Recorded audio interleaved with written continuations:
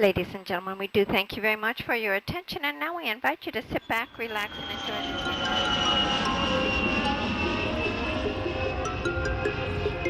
the Welcome to the Top Travel Destinations. I'm your host, Kevin Flanagan, here to use my 20 years of experience as a top travel writer with the Sunday Independent to show you where to stay, eat, shop and explore when you visit the world's top travel destinations. So sit back and enjoy our journey together.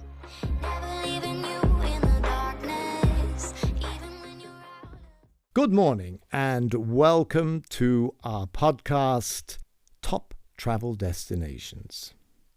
This week, we're going to visit Bordeaux, and I'm really delighted to welcome you all along. I'm here to bring the 25 years of experience I have in travelling the world and writing about it, reporting in some of the biggest newspapers in Ireland and Europe. And I want to save you the long hours of going around the internet and up and down, trying to find the best deals and the best places, and then being disappointed when you turn up somewhere that may not actually fit the bill. So I'm going to distill everything down, very much like the fine wines that we're going to find and enjoy in Bordeaux. And I'm going to make you a promise.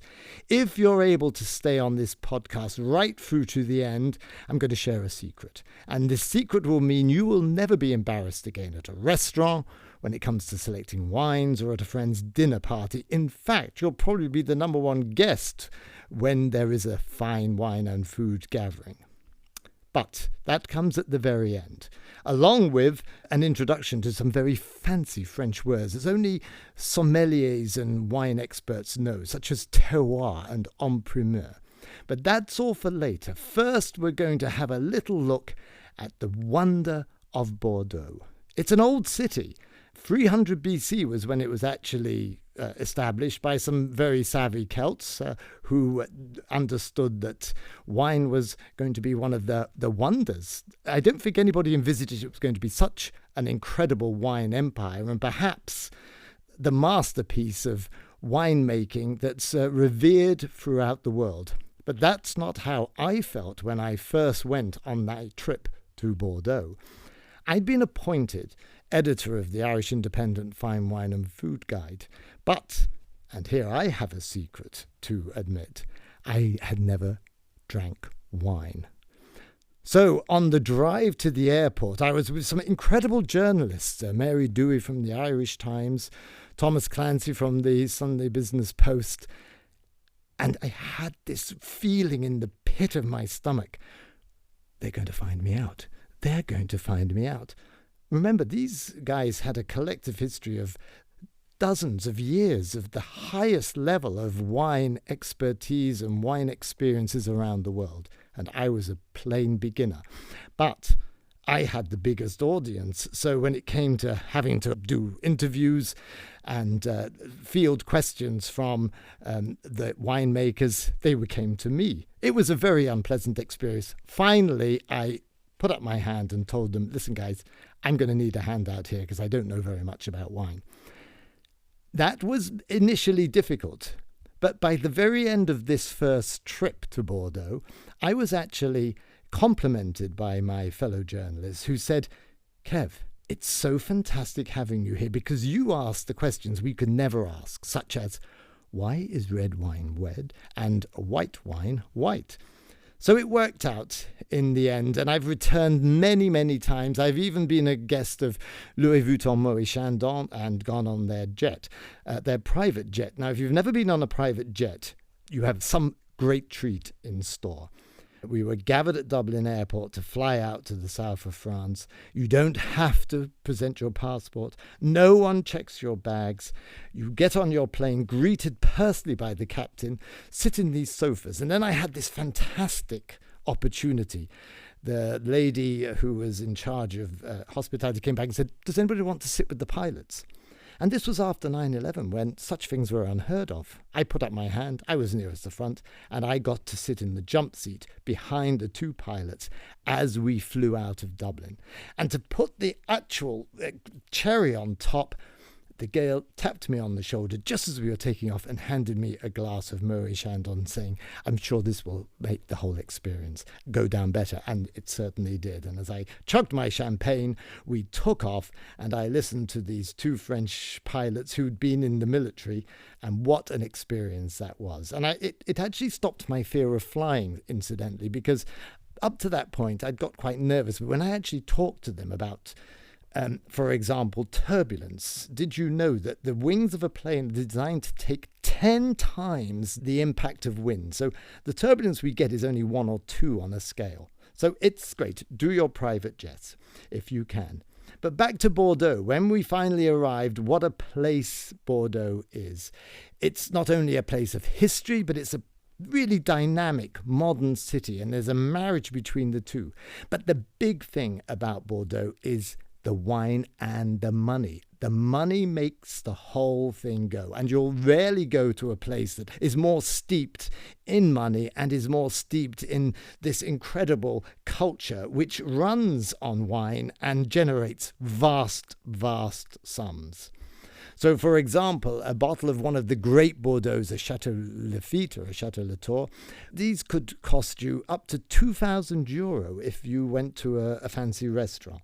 So we're talking serious money. So we're going to disassemble this smoke and mirrors of the wine world, and we're going to start your journey. But let's start the journey around Bordeaux by giving you a sense of what it's like if you've never been there. There's wonderful sights, the old cathedral, these fantastic shops that are centuries old. You're going to have the sounds of bottles clinking as the early morning lorries drive up and disgorge their bottles of wine to the restaurants and the fantastic Michelin-starred eateries that dot the city. There's this wonderful smell in Bordeaux, this old sort of slightly sulphurous smell of wine and old wood. And you can almost taste the atmosphere. It's so French. Those distinct non, je ne sais pas, oui et non, and interlaced with this extraordinary language of wine and food. So it's a place that will never bore you. You've got the Place de Bourse, where you've got these simmering waters of the mirror fountain that suddenly erupts in front of your eyes as you're walking along. You've got the Bordeaux Cathedral, Saint-André, this fantastic Gothic spires and a wonderful interior. And there's cobblestone streets and alleys that take you down to the Garonne River. And the place is jammed with public art and sculptures, jardin public, and it's a place where I think you will be entertained on a 2 or 3 day city break. So let's give you some hard options from where to stay to start off with. And I've broken this down into 3 distinct qualities. You have high flying, which is you're not worried about the price. You then have the quality category, which is middle of the road. And then you have the money wise or budget. So high flying, well, there's only one hotel that I would point you in the direction of if you're going to have a treat with your partner or on some special occasion. And that's in the Place de la Comédie. And it's the Intercontinental Bordeaux, the Grand Hotel, as it's actually described. There's nowhere quite like it. From the moment you enter, you get this sense of luxury. You've got your terrace bars, you've got your spas, you've got Michelin star restaurants. This is where Gordon Ramsay, made a name for himself. And the gastronomic experience at Le Bordeaux restaurant is really second to none. Then you have your spa treatments and people watching. Now, if you want a quality hotel, I've also stayed at the Hôtel de la Cèze on the Rue Abbé de l'Épée in the heart of the old city. It's a 4-star, which has fabulous facilities, really nice staff, and it's not going to cost you that much. On the money-wise option, I would suggest you go on to Airbnb. When I went with my son and his mum to see the Euros in 2016, we stayed in the old historic centre at a beautiful old apartment, which was very early, and it was €100 a night, right in the middle of the Euros. So it was absolutely splendid. So there's you've got 3 choices. You're also spoiled for choice when it comes to where to eat. Bordeaux is crammed with Michelin-starred restaurants. My favourite was Garapopoli, run by the head chef Tanguy Lavielle, who I became friends with the last time I was there. Now, he has withdrawn and he's doing different things, very sadly.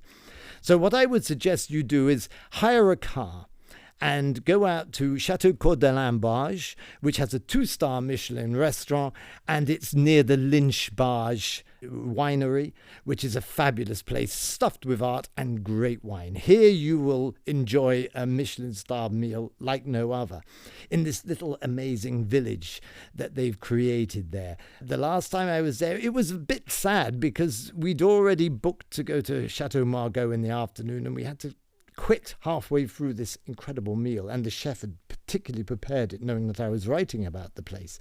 But you can go there, you can take a whole day to stay and enjoy the village and the wine, and you can stay overnight. And little known thing about this area is if you're a marathon runner, you can join one of the marathons. They do a marathon there where you run through all the great wineries and visit all the chateaux for a little tipple of wine. Whether you make it through the 26 miles, I'm not sure, but it's something I would love to do with my son and grandson one day. Only in France, you could say. If you want a quality meal in the middle of the road, stay in the same complex and go to Café Lavinal. It is an absolutely wonderful, it has all those things like pig trotters, even these extraordinary things you can still get in France, like cow's brains, if you're up for it. So that's a very good option. And if you're going for a money-wise option, there's only one place. Return to Bordeaux and go to the Tinchen Wine Bar, which is on the Free Rue Appelée de Plou, and all of those information and addresses will be on the website, so you can click through and get over my atrocious pronunciation of some of the French names. That is a hidden gem. It's run by Anthony Laroche and his Chinese girlfriend. We became firm friends. They serve nothing but local garagista wines that are made organically. Some of them are not filtered, so you get this sort of milky quality. They have the local charcuterie. You get bits of pig and ham and cheeses, just to die for. So this is a place that click on our link and you'll be able to book there, and it's absolutely a steal. Where to drink? Well, there's a few places I would recommend. Mama Shelter, which is a hotel bar restaurant. It's probably the trendiest hotel in town. It's a 6-floor rooftop bar. It overlooks Saint-André Cathedral, and for me, it has the best sunset views in town. And come nightfall, you can have some great... Mama Hugs You is a fantastic vodka cocktail to die for. For the quality level, Bar au Vin, this is a bar where you will be served only by seasoned sommeliers, only in Bordeaux, you could say. It's centrally located in the 18th century Maison de Vin de Bordeaux, and it is a bar where it's just pure class, and you'll be able to get some really interesting local wines. And then finally, on the money-wise, a bit of a fun place is Le Can-Can. It's a cocktail bar, speakeasy. It's buried in the back streets of Bordeaux, and I love the back streets of Bordeaux. They're just fantastic. You can get lost on the cobblestones. You can go there late at night, first thing in the morning. There's this smell of the street being cleaned. You can really feel and enjoy the experience there. And also, if you just go down to the River Garonne, there's the Fontaine de Trois Grâces. There's some interesting bars there facing the Garonne. Have a little walk, sit outside, order your local wine, and take in the sights and sounds. Where to shop? Well, the only thing to buy in Bordeaux is wine. And you are spoilt for choice. I always go back to my friends, Anthony and his girlfriend. They have relationships with local garagista wines. These are the little wine producers who work in very small little parcels of land. They make the wine in their garages, and that doesn't mean that it's poor quality, anything but. Most of them are biodynamic, which means they're made in accordance with the cycle of the moon, and you will get some fantastic deals. But if you go into any of the wine shops, as we did when we went down with my son Kieran, we went into the local local wine shop just near our Airbnb, and we said, we want 12 wines. We're going €15 a bottle. What can you do us? And we came back with 12 absolutely fantastic wines. We will be talking to Clodagh later. She's our specialist, and she's going to tell us how many bottles we can bring back. But that's for a little later. I want to tell you first about one of the names that you're going to know. So what does en primeur mean?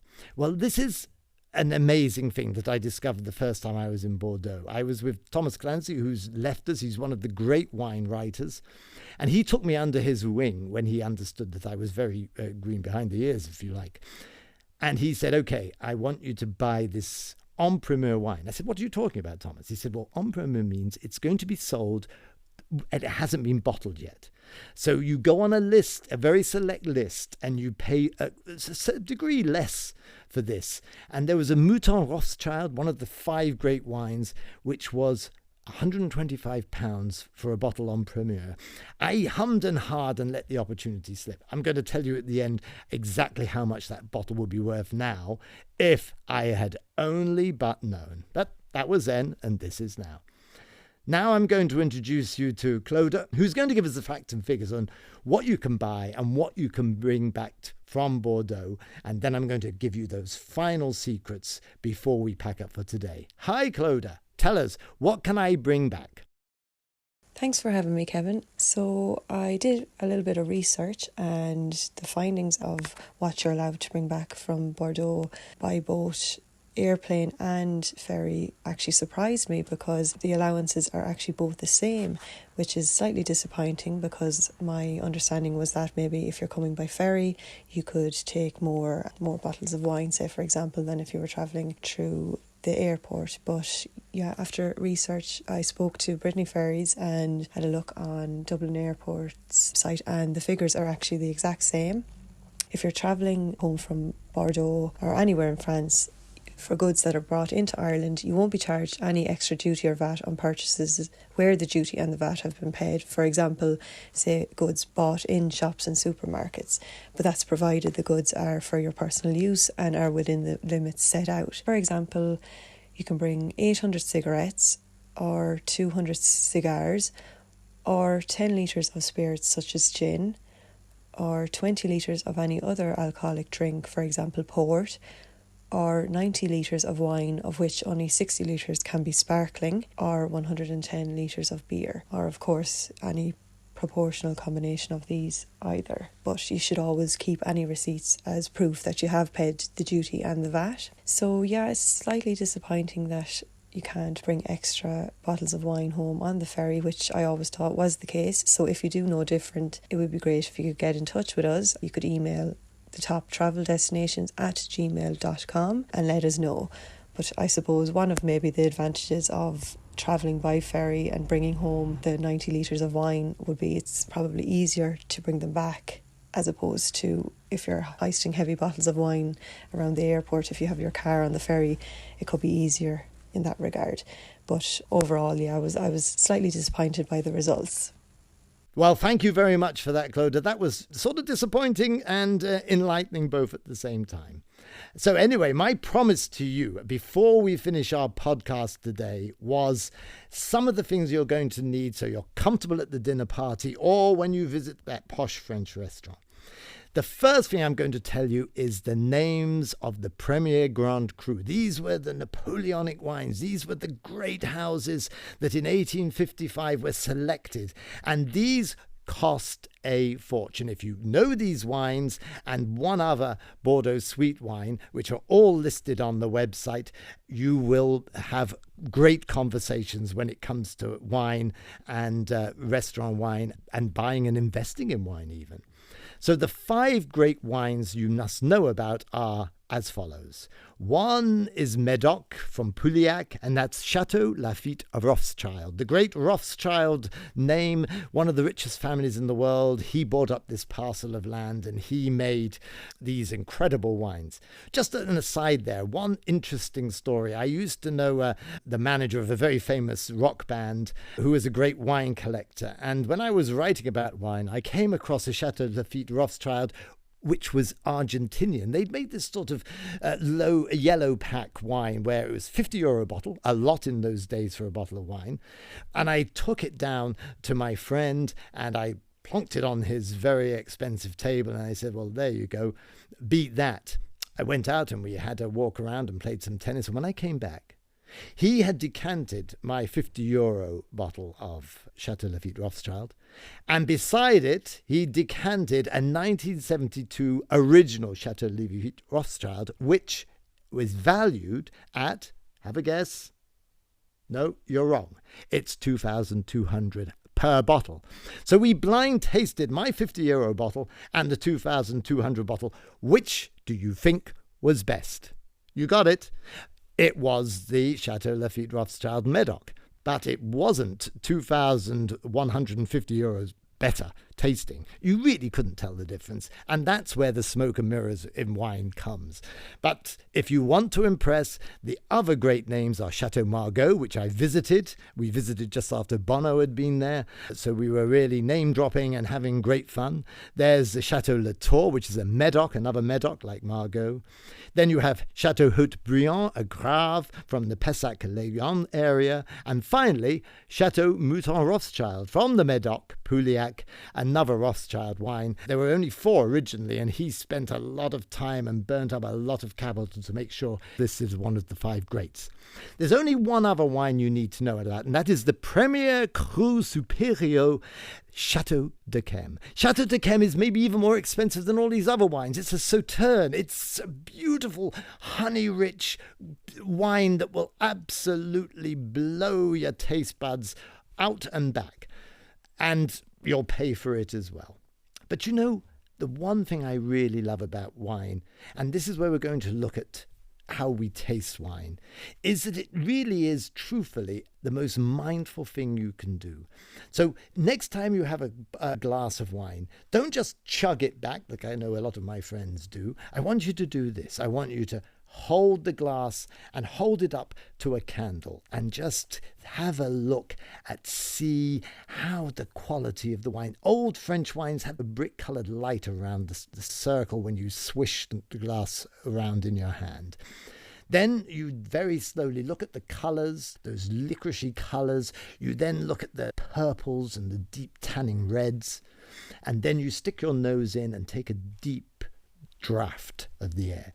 A great Bordeaux smells a bit like when you go in the wood in autumn and you lift a log, there's that sort of vegetable smell of decay, but it's okay.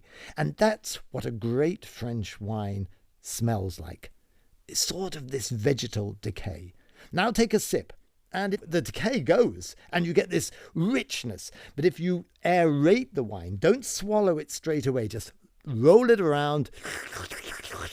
Do that Silence of the Lambs, Hannibal Lecter bit, and that puts oxygen in, and that explodes across your taste buds, and then slowly allow it to sit down. And that is the beauty of wine, and it really brings you into the moment. And that's the beauty of Bordeaux. It's really enjoying this ancient craft here and right now, because remember this: wine is liquid sunshine. It's a grape that's taken the sun and it's transferred it into these incredible sugars, and this ancient craft which Bordeaux represents is all in that liquid. So be mindful, and it will really open up the sensory world which we enjoy while we're alive on this planet.